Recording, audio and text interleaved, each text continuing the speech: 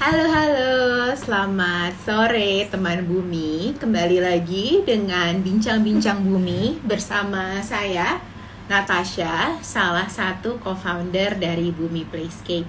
Apa kabar semuanya sore ini? Semoga semuanya dalam keadaan baik dan keadaan sehat.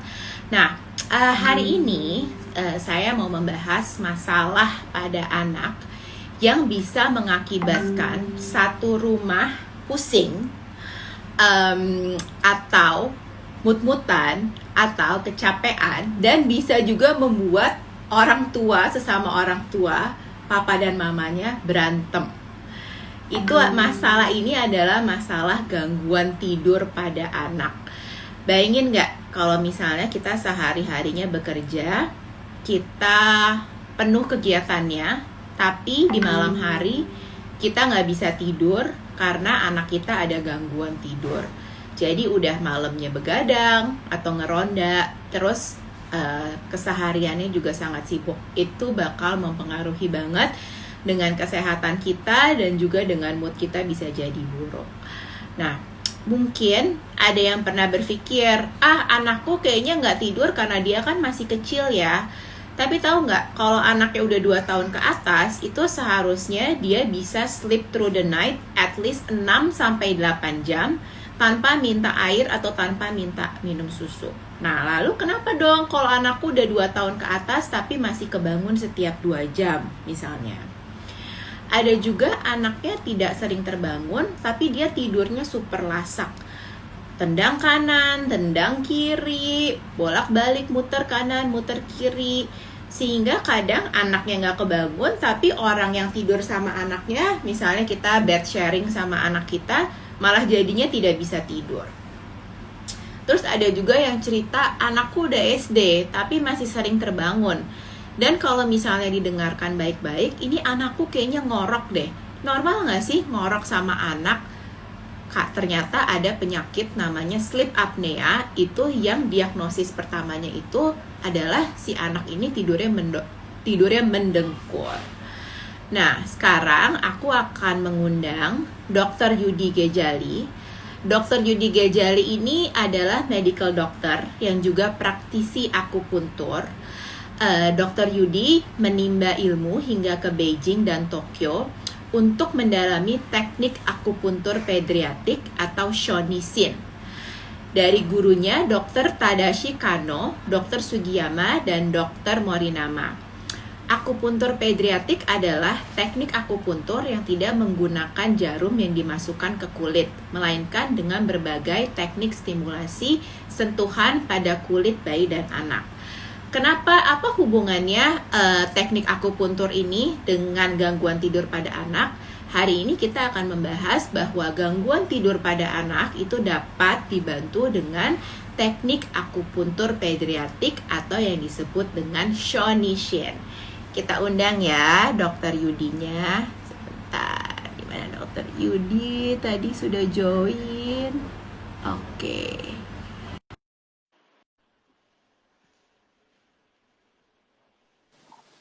Hai dokter, Halo, halo. apa kabarnya? Kabar baik, capek habis praktek. Kita kali ini bertemunya beda ya, bukan di ruang praktek. Ya, kita bertemu online. Kita bertemu online. Aku udah kangen banget Ya, loh di akupuntur. ya. Semoga semoga segera bisa kembali lagi ke kliniknya Hmm. dokter ya. So far gimana dok? Hmm. Prakteknya masih tiap hari? Nggak setiap hari saya batasin. Jadi saya hanya menerima klien yang perawatan rutin Mm-mm. dan klien yang tidak dalam kondisi sakit akut. Ya. Hmm. Oh, oke. Jadi hanya Hmm. perawatan rutin aja ya. Dok, Ya. boleh cerita sedikit nggak? Jadi Hmm. dokter Yudi Hmm. memang specialize di akupuntur pediatrik. Akupuntur pediatrik itu apa sih, Dok? Jadi sebenarnya saya tidak bisa dibilang saya spesialis juga. Cuma memang tidak banyak dokter akupuntur yang mendalami teknik akupuntur pada anak. Karena Hmm, kan asosiasinya kan di dunia belum banyak orang yang tahu tentang penerapan teknik akupuntur pada anak gitu. ya. Karena apa? Karena ngerasa akupuntur kan jarum gitu ya. Pada anak langsung ngeri duluan gitu. Padahal sebenarnya enggak. Karena akupuntur anak itu memang populernya di Jepang, bukan di negara asal akupuntur China. Itu pun sejak kurang lebih 250 tahun lalu, sejak zaman Edo tuh. Jadi menggunakan beberapa stimulasi kulit gitu. Dan sebenarnya teknik ini dapat diterapkan di rumah oleh parents gitu. Karena Hmm. untuk kasus-kasus anak, yang lebih penting sebenarnya adalah parents, bukan terapis akupuntur. Karena kan berapa lama sih bisa diakupuntur kan? Dan Ya, pada anak yang tumbuh kembang, yang mengejar tumbuh kembang, proses tumbuh kembang anak, maka stimulasi sentuhan kulit setiap hari di rumah, terutama oleh orang tua, itu malah lebih penting peranannya daripada terapi akupuntur, dokter akupuntur atau apapun oke, gitu. noted. Nah, sekarang kita backtrack sedikit untuk ngomongin Hmm, tentang good sleeping habit pada anak ya, Dok ya. Nah, sure. bisa dijelaskan sedikit nggak sebenarnya untuk anak-anak dari umur bayi gitu ya, dari 4 bulan ke Hmm, atas, hmm, good hmm, sleeping habitnya itu seperti apa dan berapa lama waktu yang mereka perlukan untuk tidur, hmm, termasuk nap time pada setiap hmm. harinya? Sebenarnya perdebatan kalau kita ngomongin soal durasi lama tidur. Karena ternyata setiap ras berbeda. Dan penelitian sampai sekarang di Australia, di Amerika, di Indonesia juga beda-beda gitu. Tapi generally speaking kita memang bisa patokan kalau anak itu di bawah 1 tahun, maka oh ya, patokannya adalah semakin tambah usia, semakin sedikit tidurnya. Hmm, Ini tidur dalam 24 jam ya, bukan tidur malam saja. Jadi termasuk nap time. Jadi di bawah setahun itu 12 sampai 16 jam. Setahun sampai 2 tahun 11 sampai 14 jam. 3 sampai 5 tahun 10 sampai 13 jam. 6 sampai 12 tahun 9 sampai 12 jam. Dan di atas 12 tahun, di bawah 18 tahun, masuk teenagers awal, itu dia 6 sampai 8 jam gitu. oke. Nah, Hmm, when you say that anak di atas, kita ngomonginnya mungkin sekarang di atas 2 tahun ya. Karena kan kalau sure. 4 bulan sampai 2 tahun itu Hmm, biasanya mereka masih terbangun karena hmm, contohnya mau hmm, menyusu atau terkadang juga mereka belum bisa menahan rasa untuk tidak buang air kecil gitu.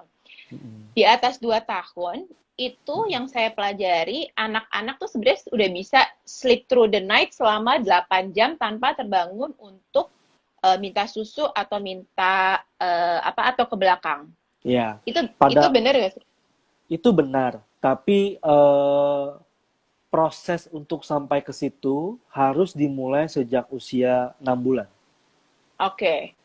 Jadi kita sudah mulai harus mendidik anak untuk tidur sendiri, itu sejak usia 6 bulan. Hmm. Jadi 2 tahun dia sudah bisa mandiri, tidur mandiri tanpa terbangun. Tapi Oke. dari 6 bulan sudah mulai kita proses pendidikannya gitu. Dan pola tidur pada anak memang berbeda sama orang dewasa.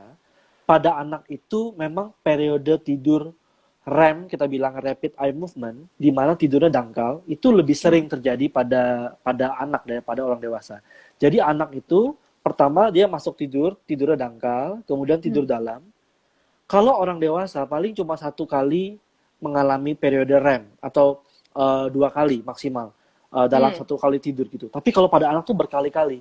Jadi memang anak Hmm. cenderung lebih restless tidurnya gitu. Dan lebih sering Tapi terbangun gitu ya. ya dan kalau dia terbangun sebenarnya kita masih bilang itu masih normal. Asalkan dia bisa tidur sendiri lagi, tidur Oke. mandiri Oke. lagi, dan dia bisa melanjutkan tidur dia. Karena banyak juga orang tua yang tidak mengerti. Halo. Kayaknya freeze nih. Halo. Halo.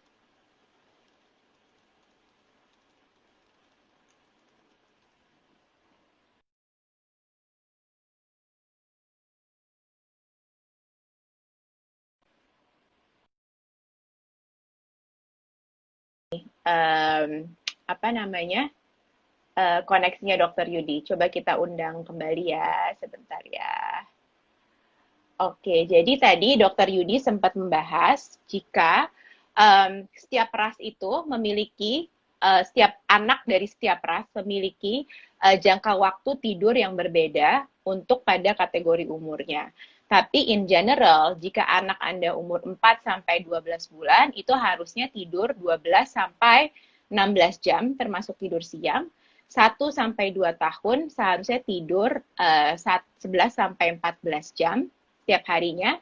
3 sampai 5 tahun 10 sampai 13 jam. 6 sampai 12 tahun 9 sampai 12 jam. Dan 13 sampai 18 tahun itu 8 sampai 10 jam setiap harinya. Tadi Dokter Yudi juga sempat bilang, kalau misalnya anak 2 tahun ke atas itu seharusnya sudah bisa sleep through the night. Sleep through the night itu artinya bisa tidur di atas 8 jam tanpa terbangun. Tapi kemampuan ini hanya bisa terjadi jika sudah dilatih dari ketika umur 6 bulan. Nah, ini Dokter Yudi sudah masuk kembali.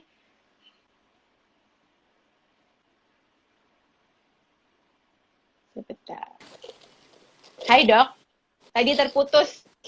Ya, saya mengalami Oke. interrupted sleep. I'm Interrupted sorry sleep. ya. It's okay. Oke, jadi tadi kita lagi ngebahas kalau kita itu untuk mendidik anak supaya punya pola tidur yang baik itu harus dimulai ketika anak umur 6 bulan. Kita Ya, juga mulai. tadi sudah membahas kalau misalnya anak itu mempunyai REM atau tidur dangkal yang lebih sering daripada orang gede gitu. Dan Betul. normal sekali untuk anak bisa terbangun ketika lagi tidurnya, asalkan dia bisa tidur kembali, itu hal yang oke. Begitu ya, dok? Iya, betul. Jadi orang tua juga jangan latah langsung datengin, langsung diangkat gitu. Usually dia Oke. akan tidur kembali gitu. Nah, tapi kan sekarang yang masalah itu contohnya beberapa hal ya. Karena saya mengalami sendiri gitu. Kebetulan saya anak pertama itu biasanya dia terbangun, lalu dia jerit-jerit. Nah, Jerit-jerit oke. kayak having a nightmare. Dan dia akan langsung lari ke kamar saya untuk mencari saya gitu. Kenapa nggak nyari papanya gitu ya? Nyarinya selalu mamanya. Iya, iya, iya. Jadi harus langsung cari mami gitu, masuk ke kamar dengan jerit-jerit. Anak saya yang kedua itu beda. Dia kayak sempat saya kira punya medical problem. Jadi kalau yang pertama, I think she has a behavioral problem. Yang kedua, medical problem yaitu umur 1,5 tahun tidurnya mendengkur sekali. Jadi saya bisa dengar suara dia apa tuh bunyi gitu, ngorok kayak seperti itu. Padahal umurnya belum 2 tahun saat itu. Dan ternyata ketika saya bawa ke dokter, dia itu ada gangguan adenoid. Iya, Gitu. amandelnya membesar, Iya, kelenjar amandelnya membesar. Iya, betul. Nah, itu boleh kita bahas nggak, dok? Sebenarnya Boleh, when is sleep problems becoming an issue? Oke. Sebelum kita bahas gangguan tidurnya, kita bahas dulu kapan kita harus concern ya. Iya. Apa sih akibat jika anak itu mempunyai gangguan tidur? Oke. Yaitu jangan lupa anak itu very brainy.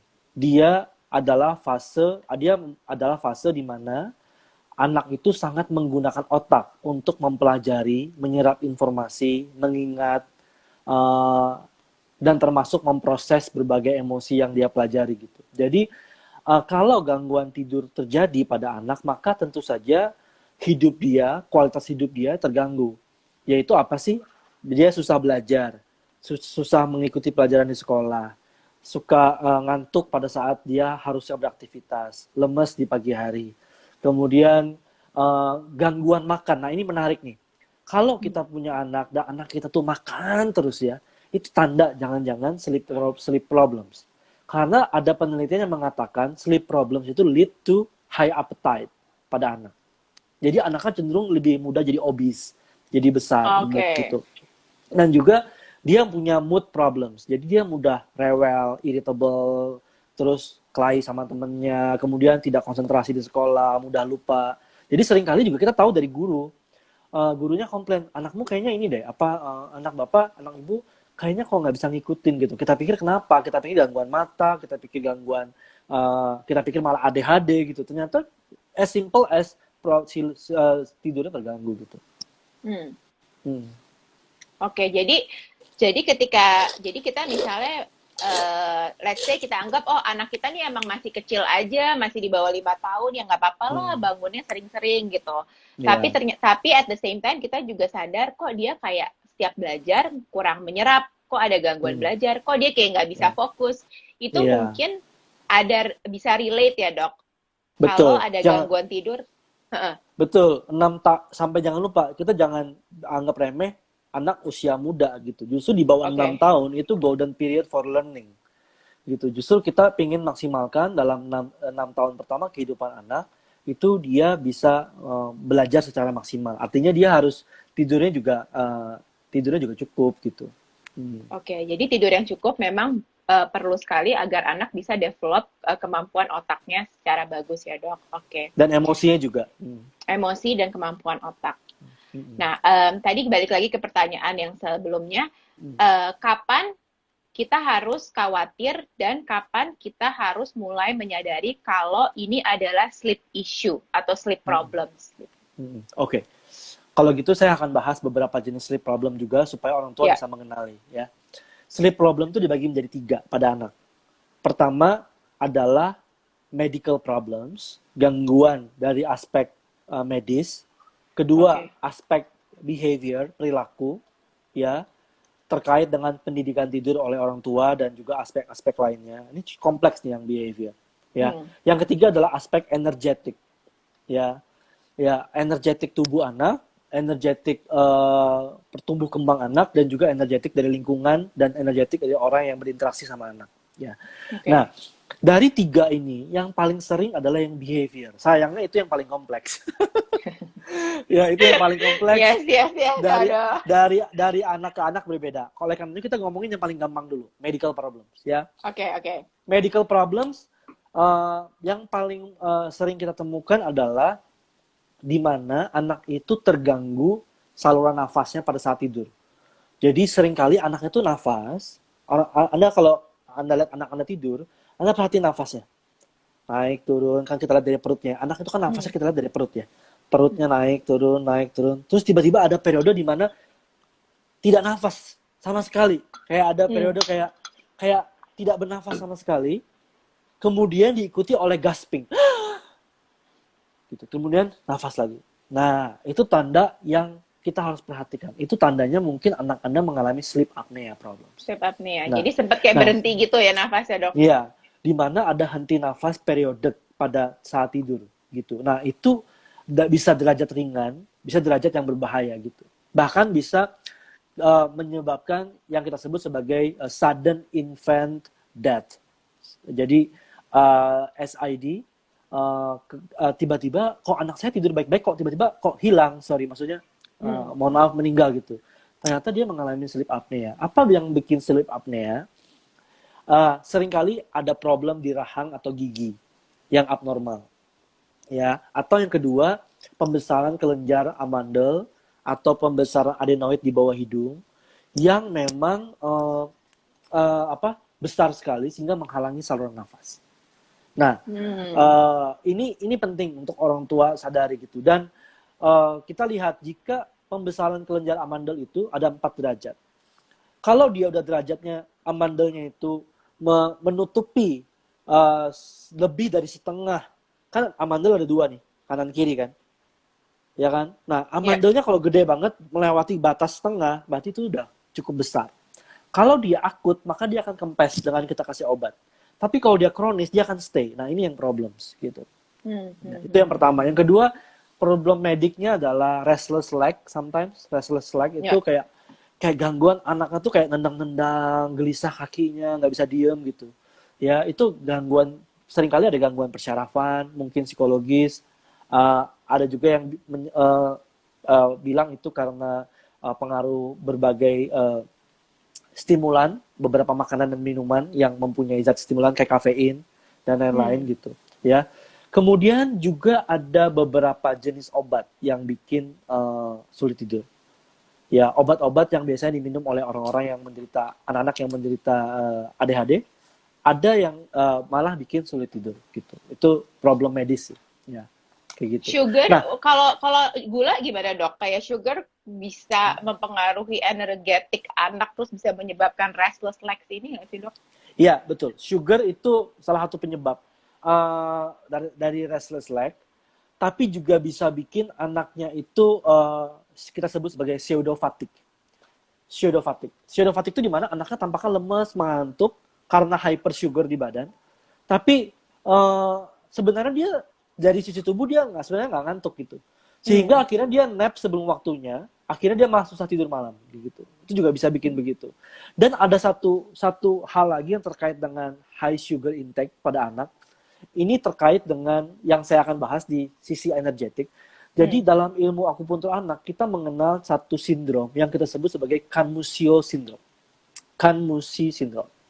Ya, dia ciri-ciri adalah satu, gangguan tidur pada anak, disertai dengan biasanya anak itu mimpi buruk dan sleep terror atau mimpi buruk yang membangunkan anaknya gelisah teriak di malam hari, disertai dengan suara tangisan yang high pitch. Jadi kayak melengking, teriaknya tuh screeching voice gitu. Ya, kemudian anaknya irritable, terus pada saat dia waking state, pada saat dia bangun, anaknya itu cenderung irritable, mudah marah, nempel terus maminya nggak mau lepas. Terus ekspresi wajahnya tuh ekspresi marah, ekspresi cemberut, nggak mau disentuh sama orang lain, dia pokoknya sama maminya doang gitu. Dan rambutnya berdiri kaku, kemudian tegang di bahu, di sininya juga tegang. Pada kasus berat sampai keluar kayak ada vena warna keunguan di sini. Dan juga di matanya di bagian putih juga ada kayak vena kebiruan. Nah, itu adalah tanda di mana otak anak capek, brain fatigue, disertai stimulasi yang terlalu banyak oleh lingkungan, tapi anaknya dikasih high sugar. Nah, ini adalah Kanmusio syndrome. Jadi itu juga salah satu problem yang kita sering temui di Kanmusio syndrome. Kanmushi. Ini bahasa Jepang. Oh, Kanmushi. Oke. Jadi itu ketika anaknya sudah mengalami kasarnya capek otak ya. Capek otak itu dengan terlalu banyak stimulasi, mungkin bisa juga terlalu banyak activities, bisa juga terlalu banyak screen time. Udah gitu di mix dengan high sugar level yang di intake oleh anaknya. Oke, kan. Bisa juga makanannya tidak high sugar, tapi dia baru diperkenalkan dengan solid food. Seringkali ada periode dia jadi kanmushi. Gitu. Nah, inilah peranan orang tua untuk mengenali itu sebenarnya.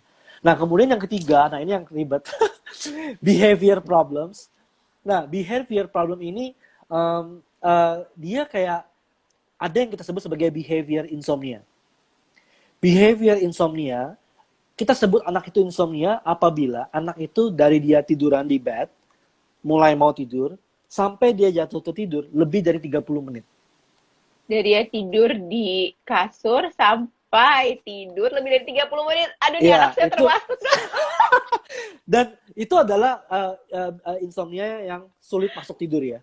Dia bisa disertai cuma insomnia biasa, tapi juga bisa disertai dengan kecemasan. Kecemasan itu maksudnya dia jadi takut ditinggal, takut gelap, takut. Jadi ada kayak periode anxiety-nya. Kayak gitu. Jadi insomnia pada anak itu bisa disertai dengan anxiety, bisa tidak gitu.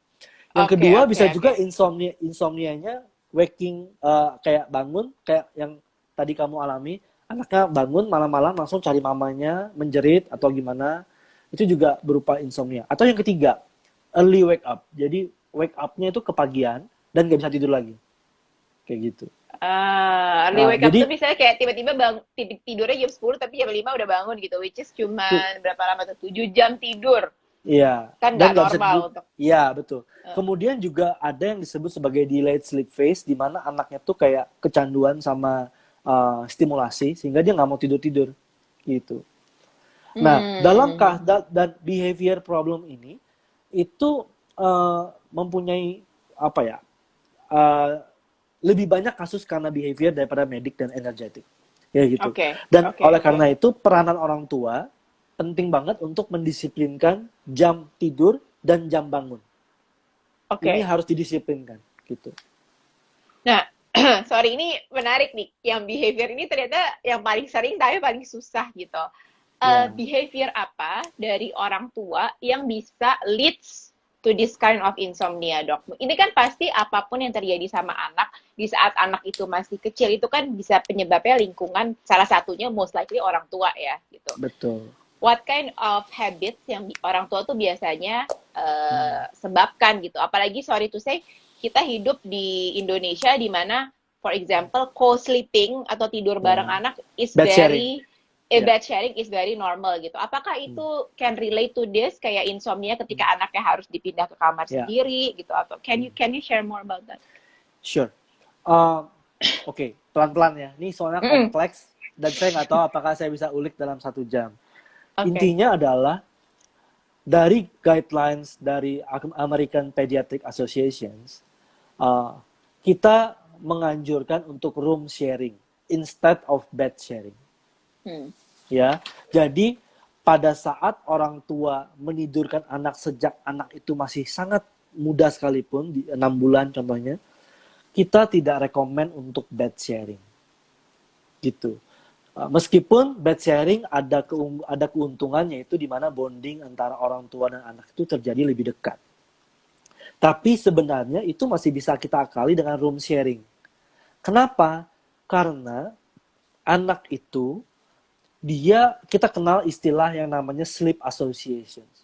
Jadi anak itu dia mengasosiasikan sleep dengan sesuatu.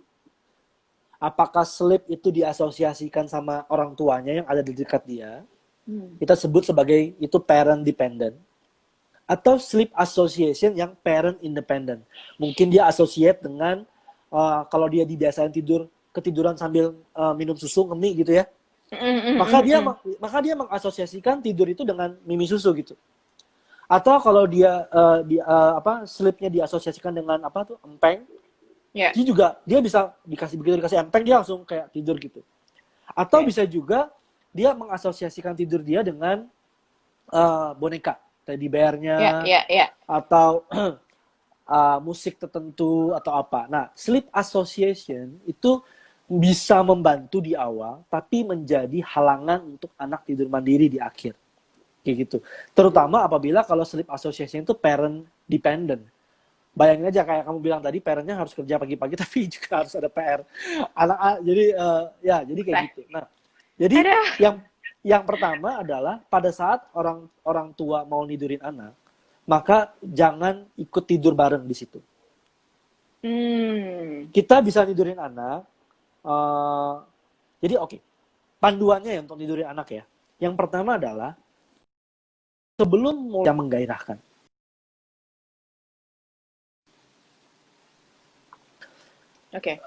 Can you hear me? Yeah, I can hear you. Tadi keputus. Oke. Jadi sebelum mulai tidur, 1 jam sebelumnya anak jangan diajak main yang menggairahkan, yang bikin excited gitu. Ya. Usahakan aktivitasnya sudah mulai yang relaxing, baca buku, ngobrol, sentuhan yang nanti kita coba akan bahas, kemudian bacain cerita gitu. Itu direkomendasikan. Terus lampu dibikin redup, ya, dan tidak boleh anak dikasih gadget karena blue light dari gadget itu, dari screen TV atau LED atau gadget itu mengurangi hormon melatonin dan bisa menghalangi anak tidur baik. Jadi 1 jam sebelumnya udah nggak boleh. Ya. Yang ketiga, orang tua pada saat tidurin anak jangan tidur bareng dia. Jangan in the same blanket gitu. Tapi Anda boleh di atas kasur, di samping kasurnya. Kemudian Anda nungguin dia sampai dia, perhatikan, jangan nungguin anak sampai dia jatuh ketiduran. Begitu dia mulai redup, mulai relax, orang tuanya kecupin dia selamat malam, tuck in the towel, blanket, kemudian pelan-pelan tinggalin anaknya tidur. Kalau anaknya masih nyusu gimana, Dok? Kan pasti ketiduran pas nyusu. Pada saat anak sudah mau ketiduran, susunya harus dilepas. Jangan kita bikin sleep association anak dengan nyusu, karena nanti nextnya begitu kita mau dia latih mandiri dan dia kebangun, dia akan cari susu.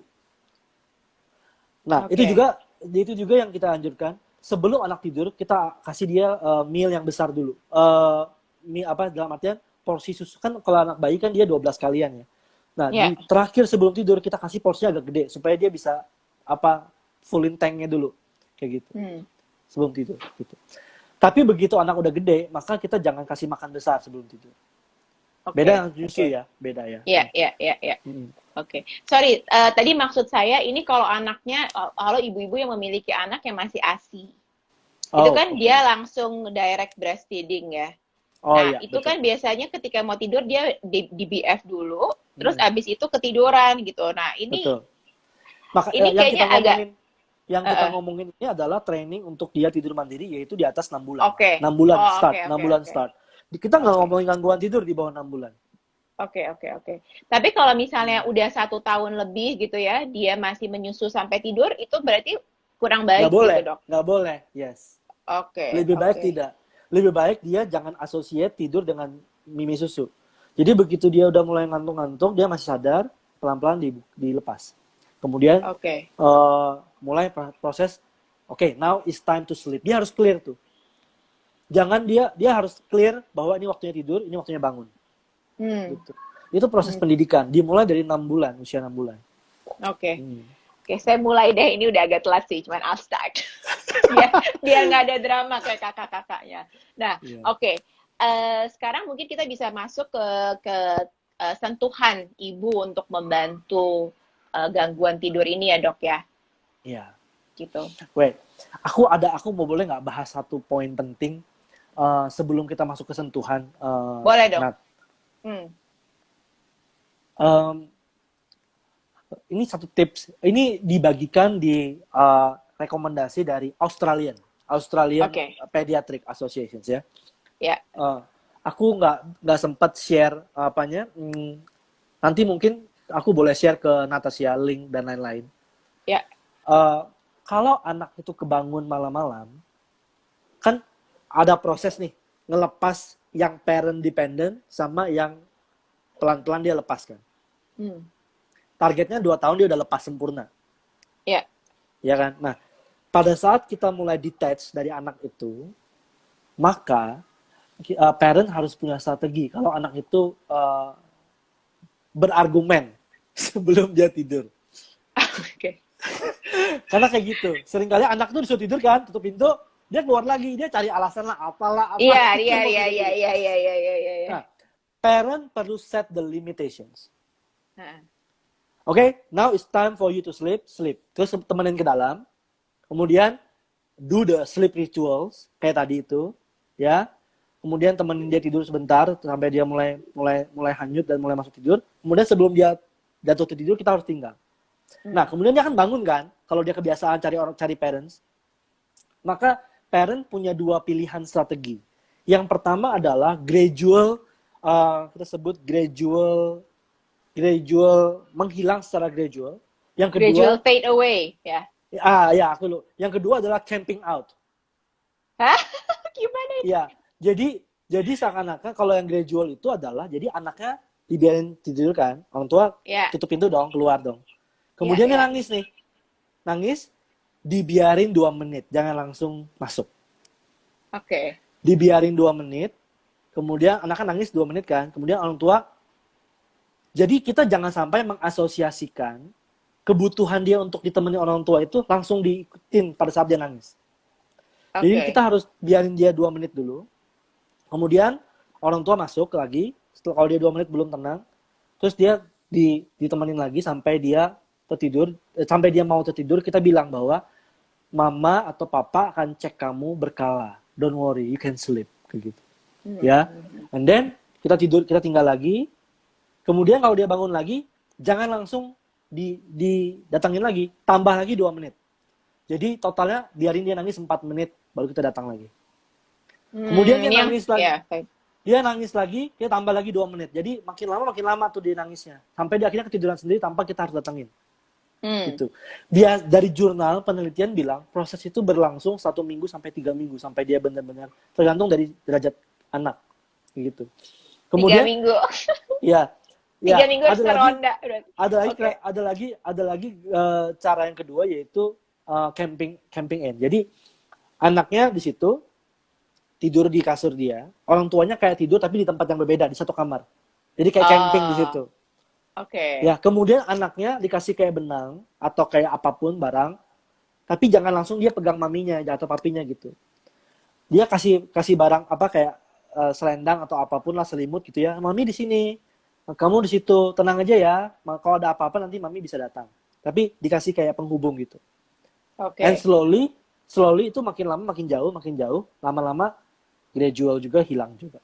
Dan itu I strategi yang see. direkomendasikan.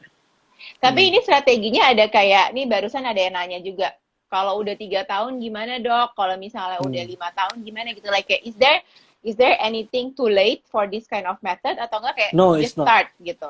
Just start. But anak umur 3 tahun sudah bisa berargumen. Dia udah bisa playing tricks, right? Jadi orang tuanya memang harus lebih tegas gitu. Oh ya, satu lagi tips. Jangan, kan biasanya orang tua kan bisa menghukum anak dengan cara dikasih kayak periode dia untuk kayak di detention gitu. Apa sih namanya? Kayak anak itu, oke, sekarang waktunya lu untuk freeze gitu. Nggak usah ngapa-ngapain. Time out, dihukum gitu. Jangan time outnya di ruang tidur dia. Karena asosiasi dia dengan ruangan itu jadinya negatif. Not easy, not relax gitu. Itu tempat dia dihukum sama maminya. Kayak gitu. Jadi jangan time out, ruangan time out itu jangan ruang tidur dia. Oke, Gitu. noted. Oke. Jadi kita sekarang bisa ngobrolin soal ini ya, Shonishin practice untuk gangguan tidur pada anak. Oke. Ya. Oke. Nah, ini menarik, Natasha. Waktu saya belajar di Jepang, guru saya itu bilang seperti ini. Menarik banget di Jepang dibikin penelitian di sekolah-sekolah di Jepang. Anak-anak disuruh gambarin dirinya sendiri sama papa mamanya. Kan biasanya gitu kan. Suruh gambar papa mama sama dia kan. Nah, pada saat dia gambarin papa mamanya, itu proporsi wajah, proporsi memang gambar anak-anak ya, tapi proporsi wajah, proporsi panjang tubuh, panjang kaki itu kayak lebih proporsional gitu. Sedangkan pada saat dia gambar dirinya, itu kepalanya gede banget. Terus kaki tangannya tuh kayak kecil gitu, kayak nggak proporsi gitu. Karena itu di Jepang. Ya. Ternyata diteliti karena apa? Karena anak itu kan sangat brainy. Dia tuh head dia benar-benar berasa tentang kepala dia gitu. Karena dia menggunakan otak lebih banyak dan lain-lainnya berpikir, jadi dia lebih conscious about the head gitu. Dan ditambah orang tua ternyata lebih sering menyentuh anak itu di wajah, kepala, ya kan? Jarang banget papa mama kita nyentuh kita tuh di tangan, kaki, secara menyeluruh gitu. Jadi anak itu little bit stuck to the up here. Dia nggak benar-benar feeling the body. Sehingga secara energetik, anak itu jadi lebih upright. Energetically dia lebih collected di up gini, dan itu menjadi sumber gangguan tidur secara energetik. Gitu. Itu yang pertama. Jadi yang dilakukan adalah bagaimana kita membawa anak itu benar-benar ngerasain tubuhnya. Karena jangan lupa, sejak usia kandungan 16 minggu, berarti trimester kedua awal, maka anak itu sudah sangat menyadari apa yang terjadi pada kulitnya. Dan dari seluruh panca indera kita, yang pertama kali terdevelop dan terasa oleh anak adalah kulit. Dalam kandungan itu dia tergesek tuh di kulit. Ya kan? Dia bersentuhan dengan rahim ibu, dengan hangatnya cairan ketuban itu di kulit. Kemudian dia juga merasa getaran akibat detak jantung ibu, duduk. Itu ada ritme. Ada ritme yang somehow itu tercerap dan masuk dalam memori janin kita. Siapapun, aku, kamu yang udah dewasa sekalipun, kita ada memori alam bawah sadar tuh, dimana kalau kita hangat, kemudian kita disentuh, kemudian secara ritme, kita akan lebih mudah untuk masuk tenang, relax. Kita kayak somehow kembali ke kondisi kita ingat dalam kandungan dan relax, tenang, aman gitu.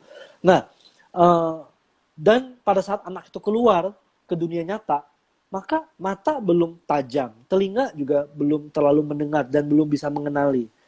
Yang paling tajam adalah penciuman dan juga kulit. Sentuhan. Oke. Sentuhan. Ya, oleh karena itu menyentuh anak oleh orang tua tidak hanya sekedar menyentuh tapi dengan rasa, dengan lembut, dengan penuh cinta kasih, itu ternyata punya efek well-being dan kesehatan pada anak kayak gitu. Kayak gitu. Nah, Oke. dari situlah maka teknik akupuntur anak dikembangkan. Di klinik kita pakai banyak alat. Contohnya seperti ini. Hmm. Ini adalah corong, dia ada lubang besar di sini, ada lubang kecil di sini. Ini kita gunakan kalau anak lagi demam. Ada stimulasi kulit gitu. Kemudian ada yang seperti ini bentuknya, seperti ini. Kemudian ada seperti gini, kayak ada gerigi, kemudian kayak gitu ya. Jadi semua ini diaplikasikan di kulit dan juga di klinik ada penghangat gitu. Nah, tapi kan itu di klinik gitu. How about parents? Nah, oleh karena itu, Dokter Tanioka di Jepang, dokter spesialis anak dan dia kebetulan juga ahli akupuntur pediatri, dia mengadaptasi teknik Shonishin ini dalam bentuk metode skin touch yang bisa dilakukan oleh parents di rumah. Oke. Jadi semua alat tadi itu diganti menjadi 3. Bentar ya, mana gambarku. Sendok teh, sikat gigi, sama hair dryer. 3 ini adalah pasti ada di rumah, ya. Dan juga kalau kita berpergian di hotel pun biasanya ada hair dryer, ada sikat gigi dan ada sendok teh gitu. Jadi sendok tehnya harus yang dari stainless steel seperti ini, bukan sendok besar dan lain-lain gitu. Ya. Oke. Jadi sendok ini kita pakai untuk rubbing atau mengelus gitu ya, menggosok dengan lembut. Kemudian sikat gigi kita pakai buat tapping secara ritmis gitu. Kemudian hair dryer kita pakai buat menghangatkan. Tapi saya nggak bisa jelasin teknik itu dalam format IG Live. Ya. Seperti ini. Karena kan sentuhannya harus diajarin dan lain-lain cara menggunakannya. Ya. Cuma mungkin kalau ada yang bisa saya share sore ini adalah, jika anak Anda mempunyai problem gangguan tidur, ataupun kalau anak Anda sehat, maka is good idea untuk secara rutin memberikan stimulus taktil yang penuh rasa sayang dari orang tua kepada anak. Karena kalau anak ini tidak mendapat cukup stimulasi sentuhan, maka dia bisa mudah tidak pede, insecure pada saat dia tumbuh nanti. Kemudian juga pertumbuhan otak dia juga tidak cukup karena stimulasi taktilnya kurang. Kayak gitu. Jadi, Dok, oke.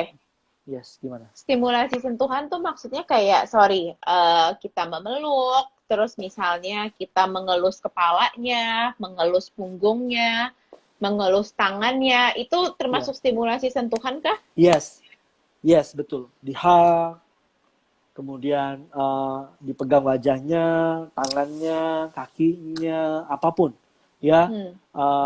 Tapping kayak mama sayang, papa sayang kamu. So, dalam teori akupuntur tidak hanya menyentuh, karena everybody can touch, right? Ya. Tapi ada satu istilah yaitu an dalam akupuntur. An itu dia tidak hanya disentuh dengan cara disentuh begini, tapi kayak landing, kayak when you touch your kid, kayak I'm here gitu, I'm here. Jadi kayak ada kehadiran orang tua di situ. Jadi bukan kayak sekedar ya mama sayang ya gitu, udah tinggal gitu, keburu-buru. Jadi sebelum menyentuh kita harus hadir dulu buat anak kita gitu. Jadi kayak waktu kita menyentuh kita kayak bilang I'm here for you gitu, I'm here kayak gitu. And then dia itu terasa oleh anak pada saat disentuh kayak gitu, take time gitu. Nah, gimana? Enggak, sorry, go ahead. Nanti aku nanyanya nanti. Gak apa-apa, sekarang aja. Gak apa-apa. Kalau ini kan dokter kan tadi bilang nggak bisa dipraktekin di IG Live untuk teknik sentuhan-sentuhan dengan alat-alat yang di rumah tadi itu. Pertanyaan pertama, berarti sebenarnya kita bisa datang ke klinik untuk counseling dong ya soal hal ini? Bisa aja. Okay. Cuma saat ini memang berarti kalau Anda mau bawa anak, ya make sure bahwa anak Anda tidak menyentuh yang lain-lain gitu. Jadi dari rumah langsung kesini kesana ke rumah lagi gitu, jangan biarin dia bermain kan lagi PSBB. Ya kan mungkin ada beberapa followers kita yang sudah lumayan kronik gitu kejadiannya dan mereka membutuhkan counseling atau cara yang paling lebih baik itu bagaimana gitu. Tapi kalau online misalnya kayak ada konsultasi online gitu, bisa nggak dok untuk hal ini?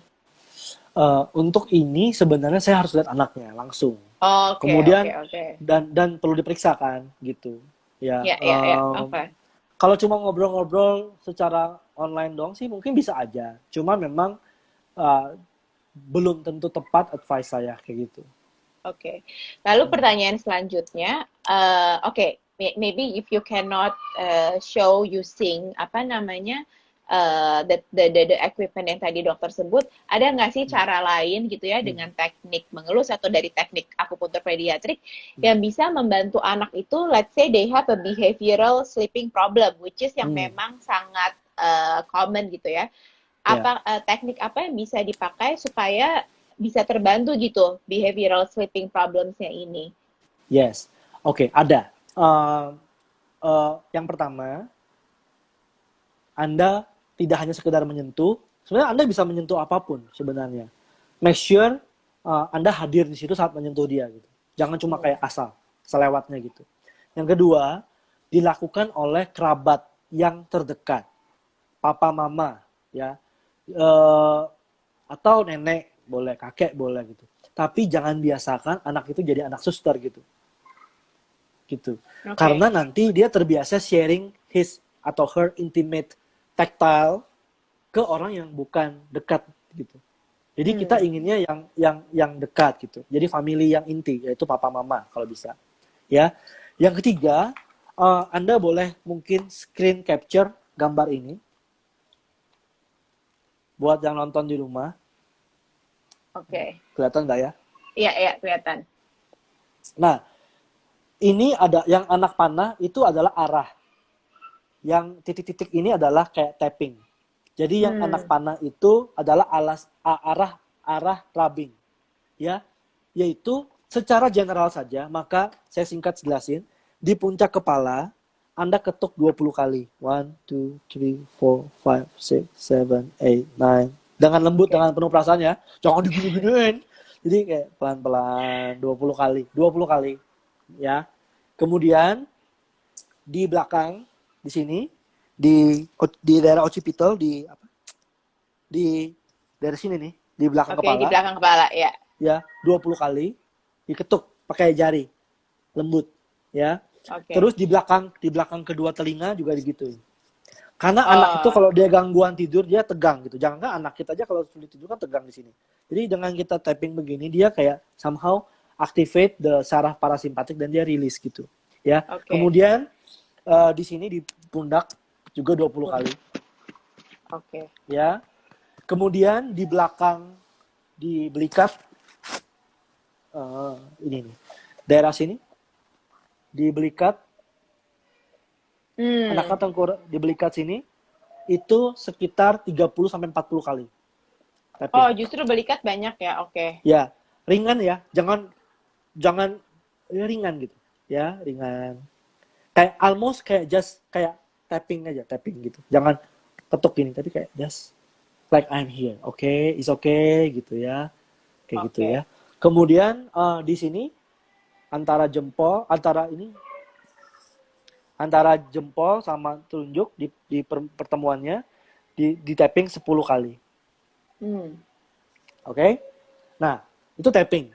Kemudian sekarang rubbing. Rubbing sentuhan dengan lembut, ringan. Jadi jangan kayak gerasa gerusu keras gitu. Kayak gini aja, kayak dilus gini.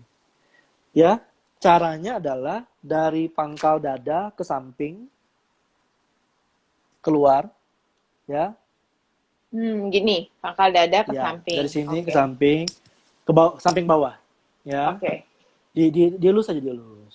Oke. Kayak you know how to, mama pasti tahu lah, mama sayang gitu kan.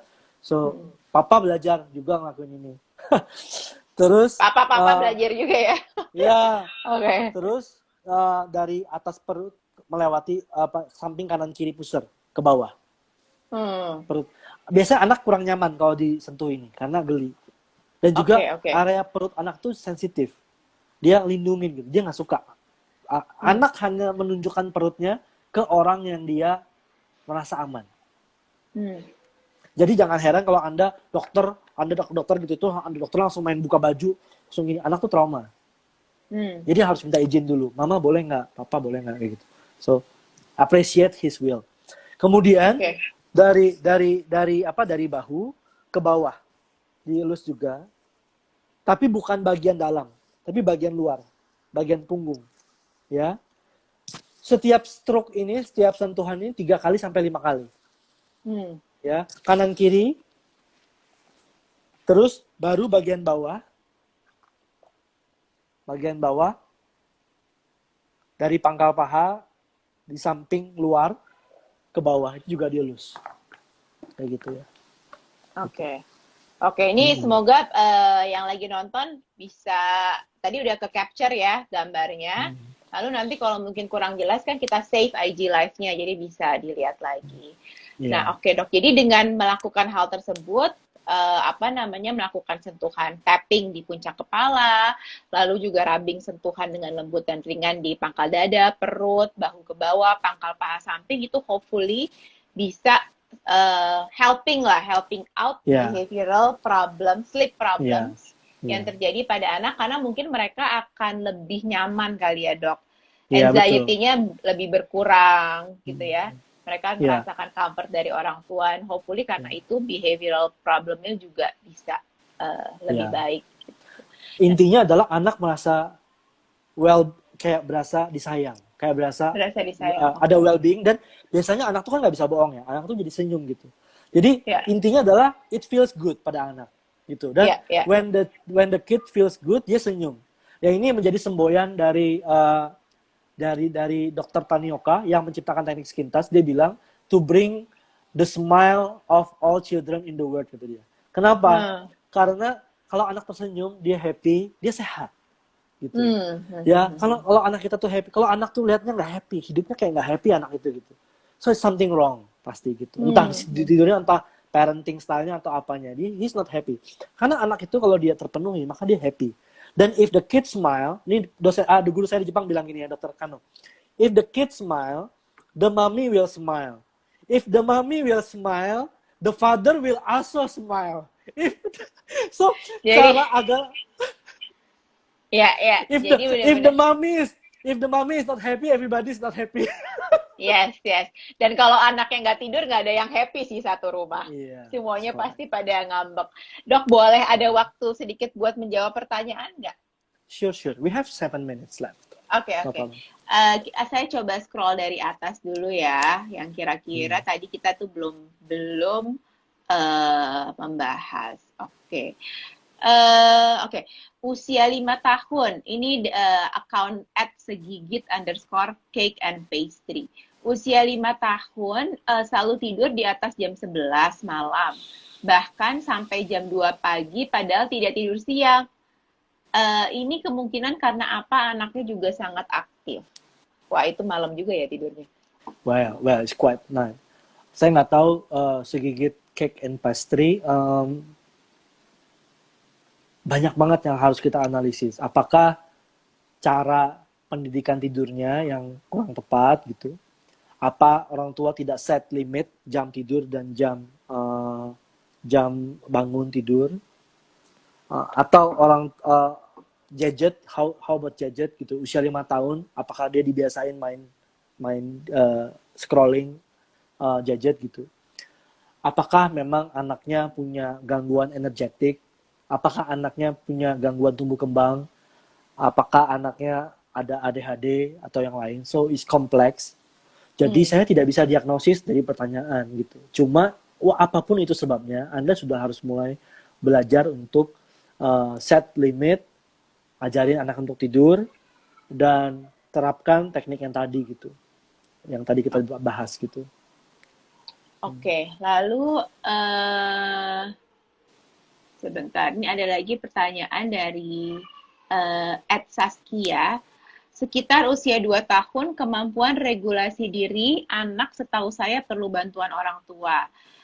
Terkait dalam kembali tidur sendiri ini, treatment apa yang bisa dibantu orang tua dalam regulasinya atau pembiasaan tidur sehat? Ya, yang tadi, yang kita bahas ya. Jadi kalau anak terbangun-bangun, itu pasti anaknya harusnya dia bisa tidur lagi. Gitu. Dia menjadi tidak bisa tidur lagi kalau dia punya sleep associations. sleep association ini ada yang tergantung orang tua, ada yang tidak. Kalau dia tergantung orang tua, maka Anda harus mulai detach. Yang kayak tadi itu kita ada sebutnya ada dua cara ya, yang camping out sama yang satu lagi yang pelan-pelan kayak menjauh gitu. Ya. Dan Anda perlu set limit jam berapa dia mulai tidur, jam berapa dia harus bangun. Kayak gitu. Tadi kita udah bahas soal ini kan kayaknya. Iya. Oke, rata-rata kita sudah. Oke, tadi ada Udah juga yang nanya, Dok, bagian tubuh mana yang bisa distimulus melalui alat-alat yang ada di rumah? Itu udah dibahas juga tadi ya, dari mulai kepala sampai ke bagian kaki. Lalu ada tapi lagi. Tapi itu dengan tangan kita aja ya, tangan orang tua. Ya, baik di touch ataupun dielus ya. Cuma kalau tadi pakai alat-alat, dipakai hair dryer, pakai sendok, pakai sikat gigi, itu ada area yang lain dan tekniknya tertentu dan dosisnya tertentu. Oke, ini hanya tadi yang diajarin Dokter Yudi di IG Live ini hanya memakai tangan ya, tidak memakai alat-alat lain. Oke, elusnya langsung ke kulit, iya elusnya langsung ke kulit kan, elusannya, ya. Oke, ada katanya di IG Live itu sebenarnya kalau seandainya pakai tangan tadi, kalau anaknya sudah pakai piyama dan lain nggak perlu dibuka, nggak apa-apa di atas permukaan aja, ya di atas permukaan ya. Yang penting anak tuh bisa merasa bahwa kita di situ ada sentuhan kita dan lain-lain. Beda dengan kalau pakai sendok, sikat gigi dan hair dryer, dia harus langsung ke kulit. Kalau tadi it's just simply touching. Oke, wah ini banyak banget pertanyaan yang masuk, bentar-bentar. Oke, ini ada dua yang sama. Boleh dijelaskan lagi tips gradual fade away? Oke. Sekali lagi anak, ada yang tadi. Anak kita tidurkan, ya kan? Tidurkan, kita set the mood, kita mungkin bedtime story dan lain-lain. Pokoknya jangan main-main kalau udah mulai mau tidur, jangan bikin aktivitas yang rame. Justru harus mulai tenang, bikin intimate. Kemudian anak tuh pelan-pelan, Anda bisa lakuin tadi yang tapping-tapping dan rubbing-rubbing. Kemudian pelan-pelan kita tungguin anaknya untuk mulai masuk tertidur, ya kan? Kemudian begitu anak sudah mulai ngantuk-ngantuk dan sudah mulai mau jatuh tidur, kita keluar. Kita selimutin, kita kecup, kemudian bilang tidur ya, mama papa nanti akan cek sekali-kali secara berkala gitu. Ya, kita pakai bahasa kita sama anak. Kemudian kita keluar. Kemudian kalau anak nggak kebangun ya udah biarin. That's okay dong berarti. Tapi kalau anaknya kebangun tapi dia nggak merengek, nggak ngapa-ngapain, biarin. Dia akan tidur kembali, bisa tidur lagi gitu. Tapi kalau anaknya mulai crying dan mencari parents, ya, nah ini dalam kondisi bahwa anaknya tuh dia dalam kamar ya, dia bukan anak besar yang bisa kayak tadi Natasha yang langsung buka pintu mamanya tanpa sekonyong-konyong gitu. Nah ini dalam kondisi anaknya kita latih sejak 6 bulan. Nah kalau dia mulai nangis lagi, kita tunggu 2 menit. Begitu 2 menit dia belum berhenti, kita masuk. Kemudian jangan stay lama, bilang aja bahwa mama di sini, papa di sini, coba kamu tidur lagi, kecup. Jangan terlalu lama. Begitu dia mulai ngantuk lagi, langsung tinggal lagi. Ya. Kalau dia nangis lagi, tambahin jadi 4 menit. Begitu lagi terus, tambah terus gitu. Sampai akhirnya benar-benar selesai urusan menangisnya ini ya. Yes. Kita cuma ada 1 menit 30 detik lagi remaining. Kayaknya kita harus bikin kelas deh dok untuk ini. Kayaknya banyak banget yang masih punya pertanyaan dan kayaknya emang isu tidur ini something that kita kadang suka kurang sadari bahwa ini tuh bisa sebenarnya isu, take it for granted gitu. Correct. Nanti kita atur bikin kelas bareng ya dok ya. Sure. Yeah. Oke, tapi thank you so much for your 1 hour of time bisa sharing di IG-nya Bumi. Semoga dokter sehat-sehat selalu. Amin, dan kamu juga. Amin, semoga aku bisa kembali ke klinik secepatnya. Ya, kalau nggak ada keluhan nggak usah. Banyak keluhannya, masalahnya banyak dok. Cuma ditahan-tahan aja PSBB. Iya, saya juga baru selesai nih hari ini. Iya, makasih banyak ya dokter Yudi. Sampai jumpa semuanya, sehat-sehat. Ya, thank you semuanya sudah nonton. Terima kasih. Thank you Natasha, bye-bye. Thank you dok, bye.